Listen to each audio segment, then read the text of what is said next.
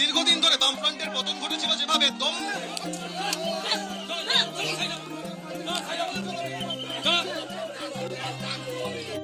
যেভাবে পরিচালক রাজ চক্রবর্তীর গায়ে কাদা ছুঁড়ে মারল বিজেপি সমর্থকরা। রাজ চক্রবর্তীকে দেখে চোর চোর স্লোগান দিতে থাকে এবং বিশ্রী ভাষায় গালিগালাজ করতে থাকে।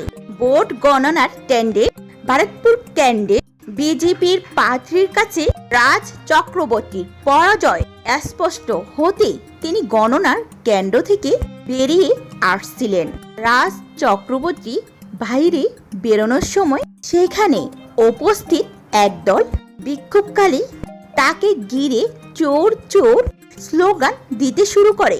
পরিস্থিতির অবনতি হলে বীরের মধ্য থেকে তার দিকে কাদা ও গোবর ছোড়া হয়।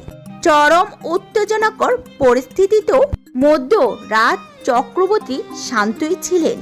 তিনি কোনো পাল্টা প্রতিক্রিয়া না দেখিয়ে দ্রুত সেখান থেকে চলে যান। পরে সাংবাদিকদের প্রশ্নের উত্তরেও তিনি এই বিষয়ে কোনো মন্তব্য করতে চাননি।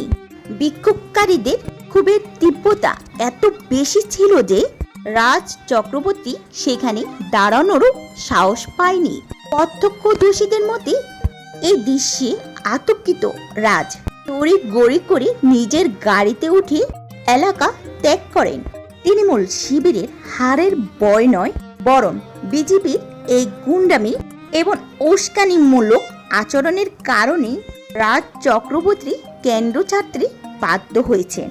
নির্বাচনীয় ফলাফলে বিপুল ভোটে পিছিয়ে থাকার গ্লানি এবং সেই সঙ্গে এই হেনস্থ শিকার হওয়া সব মিলিয়ে রাজ চক্রবর্তী রাজনৈতিক ক্যারিয়ারের আজকের দিনটি একটি কালো অধ্যায় হিসেবে চিহ্নিত হয়ে রইল। তবে রাজ চক্রবর্তীর সাথে এমন আচরণটি ঠিক হয়েছে বলে আপনাদের কি মনে হয়? অবশ্যই আপনার মতামতটি ভিডিওটির নিচে কমেন্ট করে জানাবেন।